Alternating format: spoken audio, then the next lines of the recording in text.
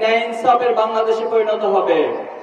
আমাদের স্বপ্ন এই বাংলাদেশ আধিপত্যবাদ মুক্ত, স্বৈরাচার মুক্ত, ফ্যাসিবাদ মুক্ত, ইনসাফপূর্ণ একটি বাংলাদেশে পরিণত হবে। আমাদের স্বপ্ন এই বাংলাদেশের যত সম্ভাবনা রয়েছে এই সম্ভাবনাগুলোকে কাজে লাগিয়ে একটি সমৃদ্ধ বাংলাদেশে পরিণত হবে।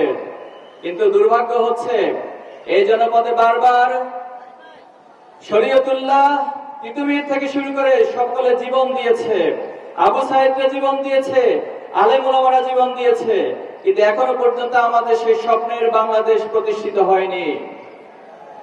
2024-এর জুলাই আগস্টের শহীদ আবু সাইদ, শহীদ মুগ্ধ, শহীদ ওয়াসিম শান্ত সহ হাজার হাজার ছাত্র জনতা জীবন দিয়ে এই বাংলাদেশকে নতুন করে নতুন স্বপ্নের আঙ্গিকে সাজিয়ে তোলার এক পথ আমাদের সামনে রচনা করে দিয়েছেন। কিন্তু আমরা সেই স্বপ্ন নিয়ে যখন সামনের দিকে এগিয়ে যাচ্ছি, আমরা লক্ষ্য করেছি সে অতীতের ফ্যাসিবাদী এবং আধিপত্যবাদীদের দালালদের শক্তি আবার বাংলাদেশকে নিয়ে ষড়যন্ত্র করছে, মাথা ছাড়া দিয়ে উঠছে। আমরা দেখছি যে একটি দল বাংলাদেশের যে সংস্কার প্রয়োজন, বাংলাদেশকে এগিয়ে নেওয়ার জন্য যে সংস্কার প্রয়োজন, সেই সংস্কারের নোট অফ ডিসেন্টের নামে তারা সংস্কারকে বাধাগ্রস্ত করার জন্য চেষ্টা চালিয়ে যাচ্ছে। আমরা দেখেছি তাদের হাতে এখন পর্যন্ত গত 1.5 বছরে 200-র বেশি মানুষ নিহত হয়েছে, তারা হত্যাকাণ্ড সংগঠিত করেছে। যে দল নিজেদের কর্মীদেরকে নিজেরা হত্যা করে, যে দল বাংলাদেশের সংস্কারে বিশ্বাস করে না, যে দল বাংলাদেশে ন্যায় এবং ইনসাফ প্রতিষ্ঠিত হোক এটা চায় না, সেই দলকে বাংলাদেশের মানুষ ক্ষমতায় আর দেখতে চায় না। তারা বারবার দাবি করে তারা বড় দল, নির্বাচনের আগে নিজেদেরকে ক্ষমতায় অধিষ্ঠিত হিসেবে প্রকাশ করার, জাহির করার চেষ্টা করে। আপনাদের যদি সৎ সাহস থাকে, একটি নিরপেক্ষ, গ্রহণযোগ্য, অবাধ নির্বাচনে অংশগ্রহণ করার প্রস্তুতি নেন। মানুষ হত্যা করে এই বাংলাদেশের পরিবেশকে আর নষ্ট করার চেষ্টা করবেন না।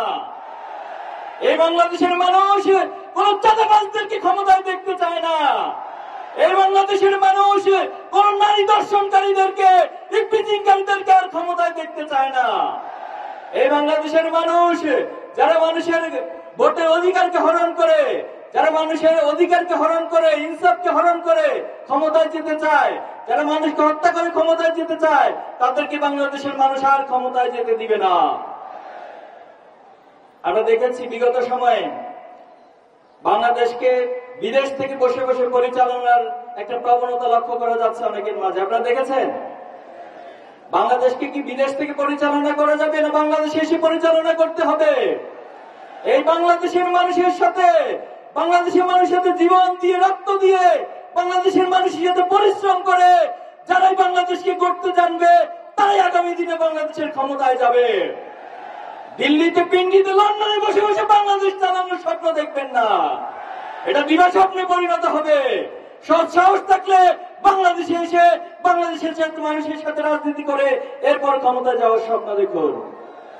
সংগ্রামী উপস্থিতি, ইসলামী ছাত্র শিবির 1977 সাল থেকে আজ পর্যন্ত বাংলাদেশের ছাত্র সমাজকে, যুব সমাজকে নৈতিকভাবে মেধার ভিত্তিতে গড়ে তোলার জন্য আপ্রাণ চেষ্টা চালিয়ে যাচ্ছে।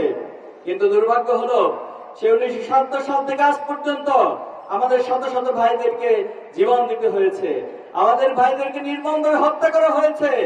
আমরা যখন প্রশ্ন করেছিলাম যে কি আমাদের অপরাধ ছিল, কেন আমাদের ভাইদের উপর এত নির্যাতন, এত গুম, এত খুনের ঘটনা ঘটানো হচ্ছে, তখন একটাই উত্তর পাওয়া গিয়েছে যে আমরা শুধুমাত্র এই ঘোষণা দিয়েছিলাম, ওমা নাতামু ইল্লা আন ইউমিনু বিল্লাহিল আজিজুল হামিদ, আমরা শুধুমাত্র এক আল্লাহর কাছে আমাদের নিজেদের বিশ্বাসকে সঁপে দিয়েছিলাম। এই অপরাধে আমাদের শহীদ সাব্বির, শহীদ আইয়ুব থেকে শুরু করে আমাদের প্রথম কেন্দ্রীয় সভাপতি শহীদ মীর কাসিম আলী, শহীদ কামরুজ্জামান থেকে শুরু করে শত শত ভাইদেরকে জীবন দিতে হয়েছে। আমাদের শত শত ভাইদেরকে গুম করা হয়েছে, নির্মম নির্যাতন করা হয়েছে রিমান্ডে নিয়ে। অনেক ভাইদের লাশ খুঁজে পাওয়া আছে নদীতে, খালে, বিভিন্ন রাস্তার ধারে। তথাকথিত ক্রস ফায়ারের নামে আমাদের অনেক ভাইদেরকে গুলি করে হত্যা করা হয়েছিল। কিন্তু 2024-এর জুলাই আগস্টের পর অনেকগুলো আয়না ঘর আবিষ্কৃত হয়েছে, কিন্তু দুর্ভাগ্য হলো আমাদের 7 জন ভাইকে এখনো ফিরে আসেনি। আমরা প্রশাসন থেকে শুরু করে বিভিন্ন জায়গায় বারবার বলেছি, তাদের পরিবারকে নিয়ে এসে বিভিন্ন আবেদন উপস্থাপন করেছি, কিন্তু এখনো পর্যন্ত আমাদের সেই ভাইদেরকে কোনো খোঁজ সরকার দিতে পারে নাই। আমরা সরকার থেকে আহ্বান জানাবো, অতি সত্বর আমাদের ভাইদের এই খোঁজ আমাদের বাংলাদেশের কাছে, তাদের পরিবারের কাছে দিতে হবে। আমাদের অসংখ্য ভাইদেরকে পঙ্গু করে দেওয়া হয়েছে, হাত কেটে ফেলতে হয়েছে, চোখ উপড়ে ফেলা হয়েছে, চোখ নষ্ট করে দেওয়া হয়েছে। এই সকল লড়াই সংগ্রাম, এই ত্যাগ কোরবানির পথ মারি দিয়ে আজকে যে পর্যায়ে এসে দাঁড়িয়েছি, এখন এসে নতুন করে আমাদেরকে ভয় দেখানো, আমাদেরকে থামিয়ে দেওয়ার যে রাজনীতি, এই রাজনীতি বন্ধ করতে হবে। অতীতে যারা আমাদেরকে থামিয়ে দিতে চেয়েছে তারা নিজেরাই থেমে গিয়েছে। অতীতে যারা আমাদেরকে নিষিদ্ধ করতে চেয়েছিল তারাই বাংলাদেশের মানুষের গণ আদালতে নিষিদ্ধ হয়ে বাংলাদেশ ছেড়ে যেতে বাধ্য হয়েছে। এই জন্য আমাদেরকে ভয় দেখাতে আসবেন না। আমরা এক আল্লাহর কাছে নিজেদের কপাল এবং নিজেদেরকে ছবি দিয়েছি, আমরা ঘোষণা দিয়েছি আসলামতু লিরাব্বিল আলামিন। আমরা শুধুমাত্র এক আল্লাহর কাছে নিজেদের মাথাকে নত করি, দুনিয়ার কোন শক্তি, দুনিয়ার কোন প্রভাবের কাছে আমরা নিজেদের মাথা নত করি না।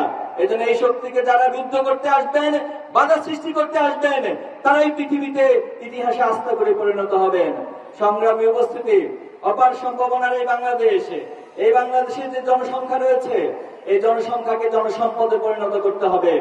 আমাদের দেশে যে ছাত্র সমাজ রয়েছে, এই মেধাগুলো বিভিন্ন দেশে পাচার হয়ে যাচ্ছে। আগামী দিনে যারা রাষ্ট্র পরিচালনা করবেন, আমরা অনুরোধ করব, এই মেধাকে লালন করতে হবে, পরিচর্যা করতে হবে। ছাত্র শিবির বিভিন্ন ফেস্টের আয়োজন করছে, সায়েন্স ফেস্ট থেকে শুরু করে বিজনেস কার্নিভাল, নানান আয়োজন আমরা করছি।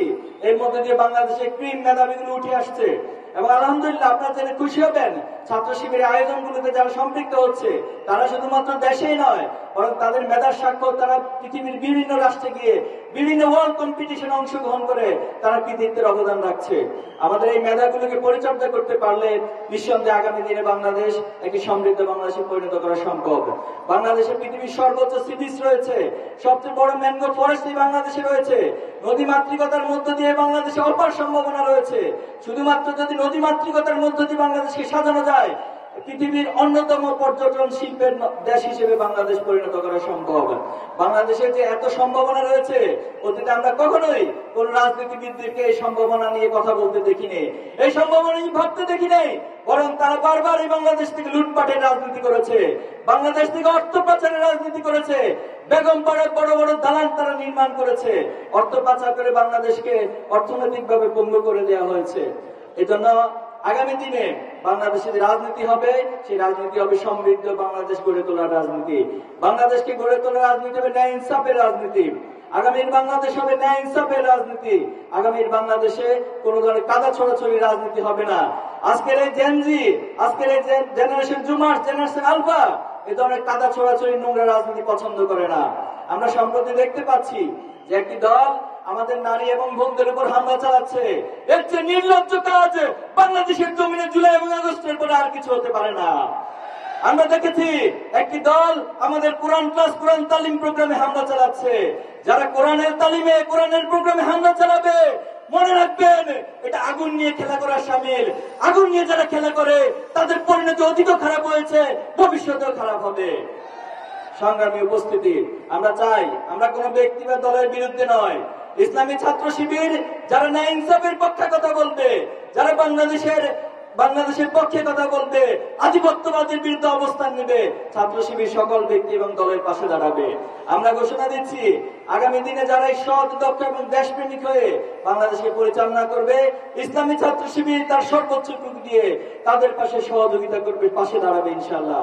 সংগ্রামী উপস্থিতি, আজকে যে ডাক্তার খালেদুজ্জামানের আহ্বানে আমরা এখানে এসেছি, তিনি ইতিমধ্যেই এই অঞ্চলে ধানমন্ডি, গুলশান, বনানী, বাসানটেক সহ এই অঞ্চলে অনেক উন্নয়নের তিনি নজির স্থাপন করেছেন। ক্ষমতায় যাওয়ার আগে যারা মানুষের কাছাকাছি যেতে পারে, মানুষকে ভালোবাসতে পারে, যারা মানুষের জন্য এত সেবা করার জন্য সক্ষমতা যাদের আছে, তাদেরকে যদি আমরা আগামী দিনে পার্লামেন্টে পাঠাতে পারি, তাদেরকে নির্বাচিত করে যদি জনপ্রতিনিধি বানাতে পারি, তাহলে নিঃসন্দেহে তারা এই রাষ্ট্রের জন্য, এই সমাজের জন্য আরো অনেক বড় ভূমিকা পালন করতে পারবে। আমরা কি ডাক্তার খালেদুজ্জামানের জন্য সকলে ঐক্যবদ্ধভাবে কাজ করতে প্রস্তুত আছি? ইনশাআল্লাহ। তিনি শুধুমাত্র রোগীর সেবা নয়, আলহামদুলিল্লাহ তিনি প্রমাণ করেছেন তিনি সমাজ সেবা এবং মানবতা সেবায় অগ্রগামী হিসেবে ভূমিকা রাখতে সক্ষম ইনশাআল্লাহ। আমরা মা বোনদের উদ্দেশ্যে বলতে চাই, ইসলামের ইতিহাসে মা বোনেরা অনেক বড় ভূমিকা রেখেছে, জিহাদের ময়দানে ভূমিকা রেখেছিলেন এবং ইসলামকে প্রচার প্রসারে, ইসলামের জ্ঞান চর্চায় হযরত আয়েশা রাদিয়াল্লাহু তাআলা ভূমিকা রেখেছিলেন। সবচেয়ে বড় বিষয় হচ্ছে আল্লাহ রাসূলুল্লাহ সাল্লাল্লাহু আলাইহি ওয়াসাল্লামের সময় যিনি প্রথম শহীদ হয়েছিলেন সুমাইয়া রাদিয়াল্লাহু তাআলা আনহা।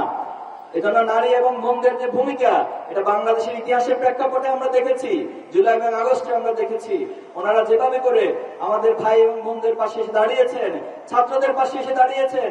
মায়েরা তার সন্তানদেরকে এসে রাস্তায় নেমে গিয়েছিলেন, অনেকে বিভিন্ন খাবার রান্না করে রাস্তায় আমাদের ছাত্র জনতার কাছে বিলিয়ে দিয়েছেন। আমরা বিশ্বাস করি আপনাদের এই প্রচেষ্টা যদি অব্যাহত থাকে, আগামী দিনে আমরা যে স্বপ্নের বাংলাদেশের চিন্তা করছি, যে সমৃদ্ধ বাংলাদেশের চিন্তা করছি, আপনাদের ভূমিকার মধ্য দিয়ে সেই বাংলাদেশ বিনির্মিত হবে ইনশাআল্লাহ। পরিশেষে আমরা বলতে চাই, আমরা যে অগ্রযাত্রা নিয়ে সামনে এগিয়ে যাচ্ছি, পৃথিবীর কোন শক্তি, কোন সামর্থ্য নাই আমাদের সেই অগ্রযাত্রাকে রুদ্ধ করে দিবে। আমরা আল্লাহর উপর ভরসা করে নিজেদের সকল প্রচেষ্টাকে একত্রিত করে সামনে এগিয়ে যেতে চাই। এই বাংলাদেশের জন্য অসংখ্য জীবন এবং রক্ত দিয়েছে। আমরা চাই না এই বাংলাদেশের জন্য আর কোনো জীবন চলে যাক, আর কোনো মায়ের বুক খালি হোক, আর কোনো সময় নষ্ট হোক। অনেক সময় নষ্ট করা হয়েছে। আসুন সকলে ঐক্যবদ্ধ ভাবে এই বাংলাদেশকে গড়ে তুলি এবং আমরা সকলে কাজী নজরুলের ভাষায় বলি, আমি সেই দিন হব শান্ত যবে উৎপীড়িতের ক্রন্দন রোল আকাশে বাতাসে ধরিবে না।